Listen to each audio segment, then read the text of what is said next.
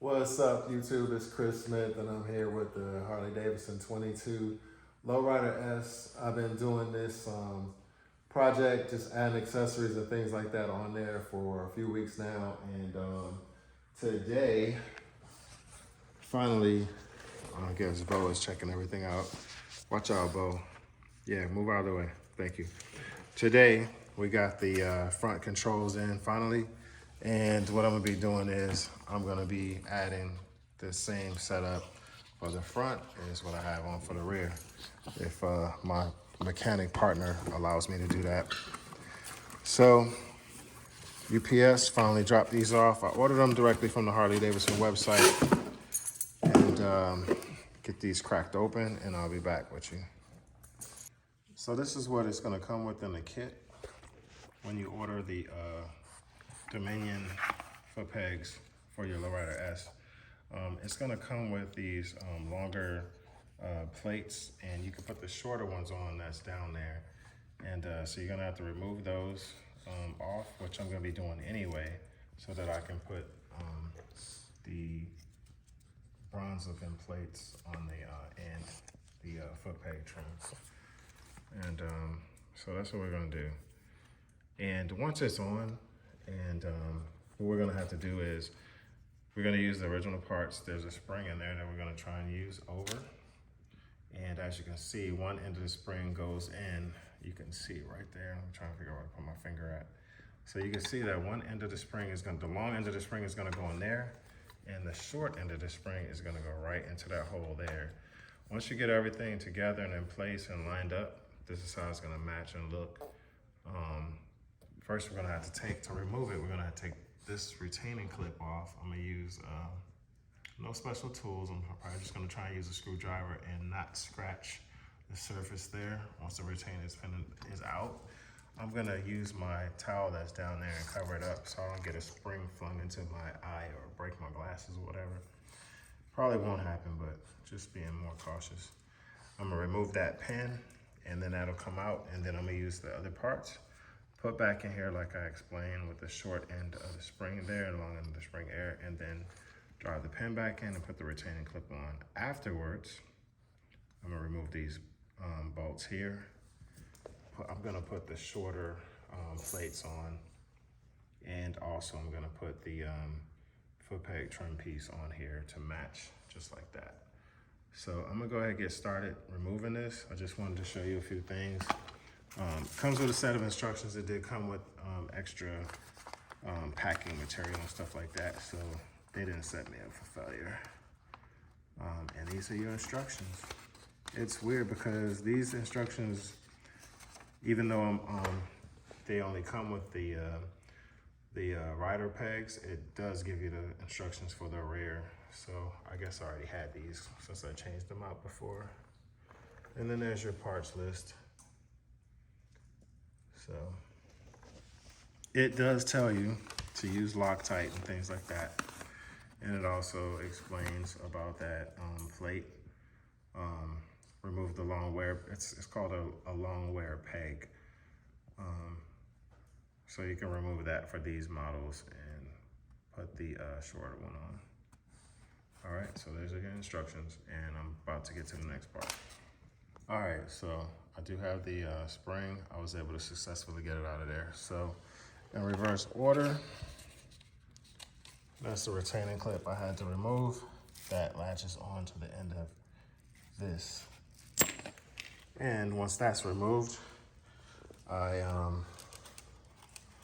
this was in place.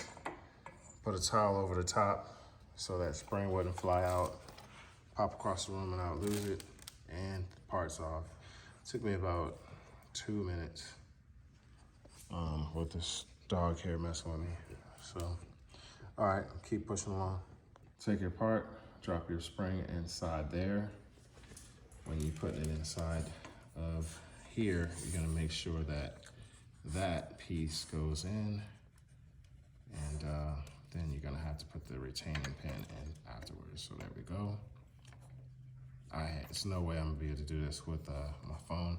So you're just gonna line it up like that, parts up, and you're gonna push that pin in and then put the retaining clip on. So you don't need to see me do that, so I'll be back. All right, so that was pretty easy. Just pushing the pin through, gotten it all the way through there, and I just had to apply a little bit of forward force to get it in and lined up. It didn't take much. I've been gone literally for like 10 seconds and out to the other side. And so this is where you're gonna put that clip on.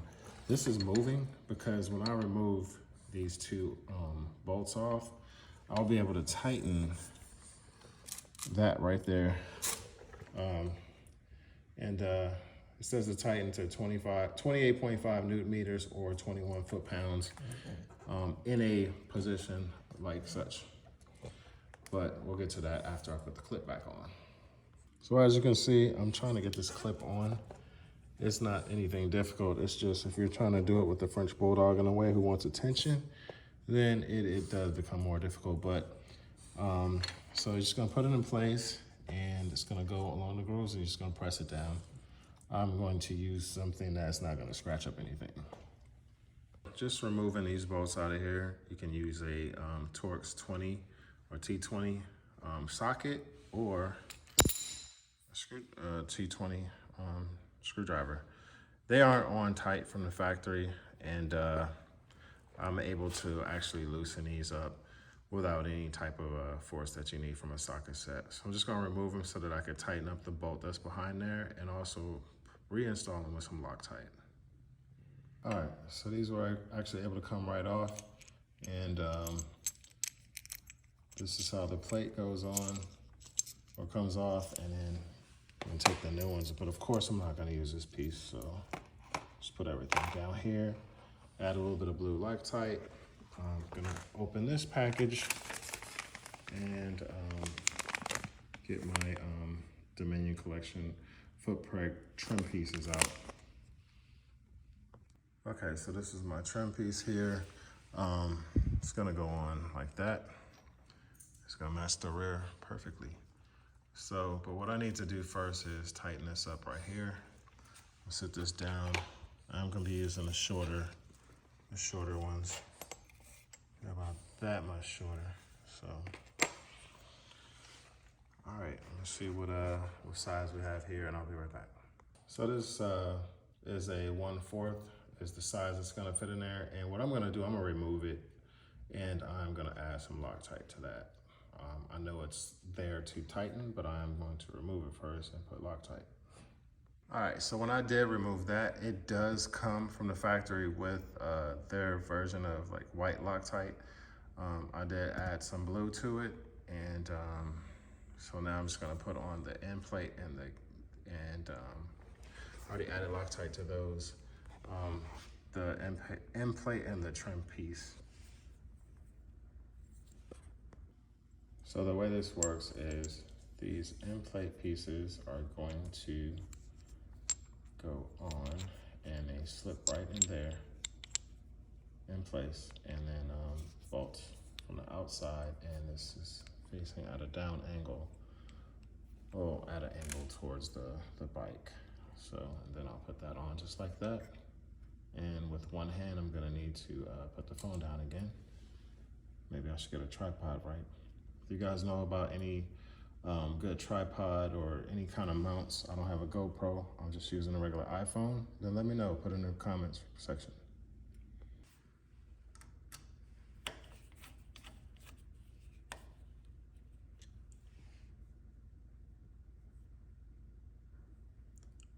This was the T20. Swap that out, just crank it down just a little bit.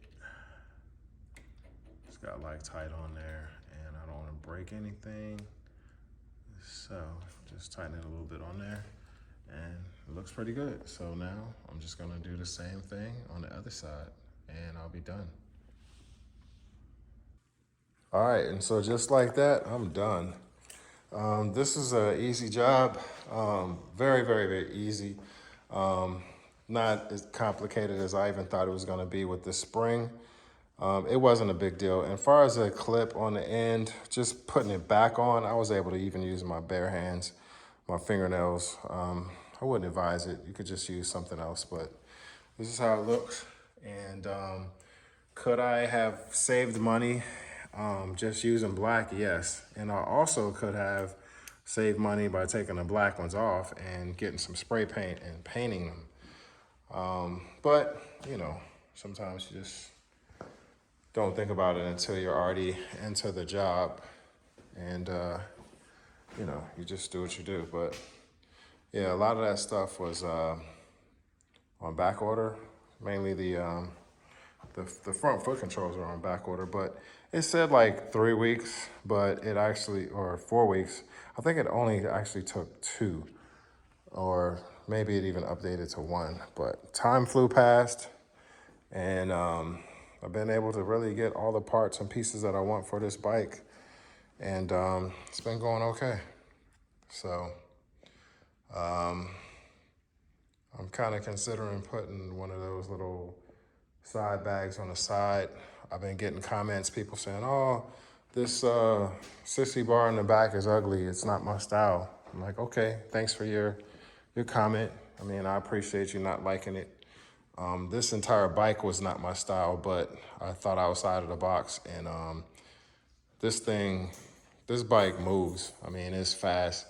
Yeah, I have the heavy touring bike right here for long trips. I have the King bag sitting on the floor. This is a limited, and I can take the longer trips on this, so I'm not really worried about it. I am considering putting hard bags or bags on there, but I'm not really tied into it because I have a bagger already. But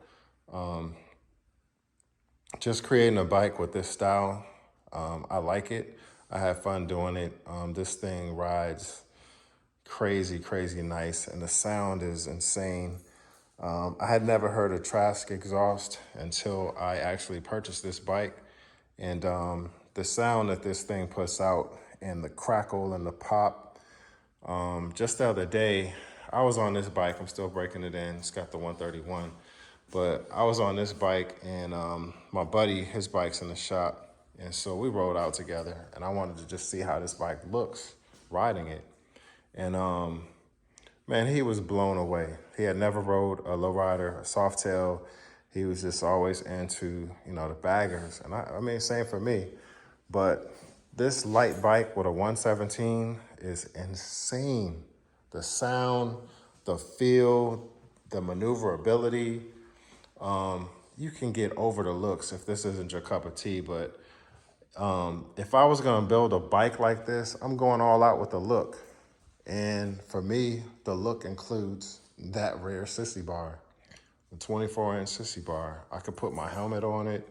I don't know, I'm probably not gonna even take this on a road trip, but I could put luggage back there, and they have the little luggage back racks or whatever you call it, sleeping bags, putting on there just for the looks. But I always liked the dude in the Walking Dead movie, the Walking Dead series, and he had a cool bike similar to this with the sissy bar on the back that looks similar to this. And this is a club bike, man. This is what the hardcore bikers ride, and they ride it for a reason, because this shit is, excuse my language, this bike moves. It's fits everywhere. It's just everything. So anyway, when he was riding it in these rear tail lights that I put in, there's another video on my YouTube channel for the name and what they're called, but I could see him. I mean, he was gone. Obviously I'm breaking this in, so I couldn't keep up. But the further he got out, the bigger those lights looked as far as brightness. And they were bright on the turn, they were bright just when he hit the brakes, everything was good. So I can't even say enough about the Saddlemen seat. It's been everything.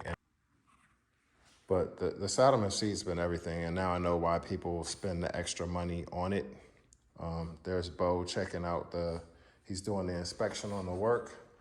Bo, what do you think? Is it good? So I've been seeing guys with doggy seats. I'm not going all out like that, but I think if he was to get on there, he would probably try and jump off. But a lot of people ask me about the risers. Harley-Davidson in Washington, D.C., which is in Fort Washington, Maryland. They put this kit on here. Everybody's asking me about it. I have no idea, but they put the risers, the bars, the grips, the black levers. They put all that on there, and they put the exhaust system on. This was done when I actually bought the bike, and I asked them. I said, "Hey, what kind of kit did you guys use?" And they're like, "Man, just tell people to call up here, and if they want it, they can come up here and get it." So I have no idea, but this is what it looks like. I don't see any branding on it or anything to tell you what it is, but it feels good. I was getting a lot of vibration in the left grip for a while, and so they ended up tightening this down more, but I still felt it. But I mean, now I'm used to it. And there was some buzzing going on, and I don't know if it was from the air getting into the fairing, but I kind of moved some things around, and now I don't hear it. With these lowriders, you can get sound because these are just wiggly like that on these bikes. But once you get used to it, you get used to it. Like, I don't even notice it anymore. My buddy didn't mention it when he rode, and man, he's blown away. He can't unthink the ride that he had on this bike. And when he sees the video, he's gonna be laughing because he already called me like 4 times and he just can't get over it. And so he went to go try and buy him a Lowrider S yesterday and today, and could not find one. Everybody, of course, they'll tell you they can order you one and you'll get it within 30 days, blah, blah, blah, blah. But he wants to build just like this. And thanks for one of the people that saw the channel or saw my videos posted. And they actually called Harley-Davidson of DC. They want the same bike built. For all of you guys who hate this bike, there is a large group of people who love this style bike, and I'm now a fan. So I challenge you to ride one that has already been tuned. This has the Screaming Eagle tuner, and it already comes with a heavy air breather. So when I was doing some of the bike builds for the big baggers, I had to put the air breather on there, but that comes with it. This was originally a 114. It's a 21 Road Glide. I got it bumped up to the 131, but you know, I had to add the air breather. On one of my other bikes, my Road Glide Special, I put the heavy breather on. I put the Reinhardt headers on, Reinhardt Slim Dual headers, and then I had put the Reinhardt, I think they're 4.5 inch slip-ons, and that thing just sounds crazy nice. And I put a tune on there from Screaming Eagle, factory tune, and it just, I mean, the bike was loud, it was responsively fast, but would I spend the money on getting a 131 Stage 4? Nah, it's not necessary. Only thing you need to do is upgrade your cam and put on, you know, a new air breather, put on headers and slip-ons, and that's all you need. You're not gonna be able to tell any difference other than the badging that you'll see if you go with badging, but you don't need the 131 Stage 4. You can get the cam, maybe Stage 3, and that's it, or whatever Stage 2 is. But you put a cam in it, like a torque cam, and you won't know. I have the power cam. I think there's 2 type. I don't know if I have the power, but I definitely don't have the torque. My power is supposed to come anything between the power band of, I think they said, I don't know, but it's on the brochure. I think the power band is upward in this area, which I'm never gonna see. And so factory, to keep all the warranties, it still has the governor on it.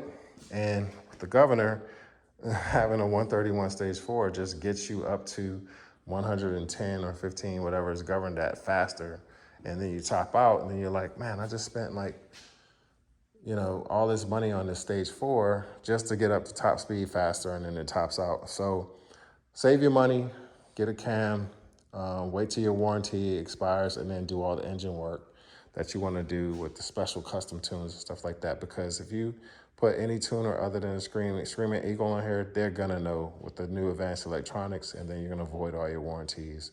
If you don't care about the warranties, I mean, that's you. I would wait till a warranty expires and then go for it. But yeah, I mean, if you're changing that much out on the engine, you may not need the warranty, but I'll just go ahead and keep it and wait till the bike's old, or just buy an older bike and fix that up. There's no point in tearing down a new engine. I've been seeing the 131s on these lowriders, and I can't even imagine having a 131 on this build. I mean, that's crazy. Very, very crazy. So, but anyway, guys, again, I'm Chris Smith. I'm just making YouTube videos. I guess it's a channel now, I'm not sure. I don't have fancy electronics. I don't have phone mounts and all that other stuff. And I'm not a certified mechanic. I'm just putting on parts that the normal average Harley owner can install with just some tools. And tools make everything, make a difference. So it's just me and my dog Bo, and we are out.